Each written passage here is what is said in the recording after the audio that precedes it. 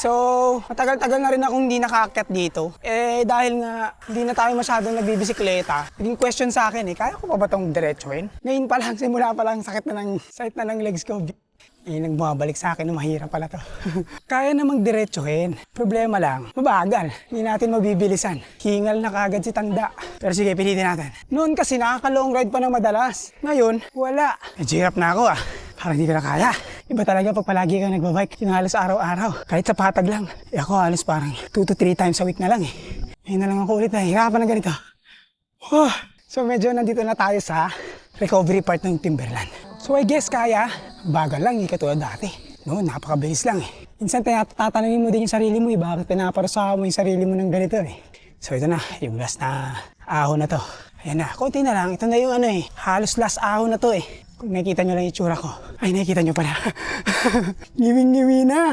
Ngiwing-ngiwi na sa pagod. Nakakapagod ba? Oo. Nakakapagod. Feeling ba? Oo, medyo. Kasi akala ko, hindi ko na ito kayang diretsuhin. Dinote ko yung sarili ko. So kaya naman.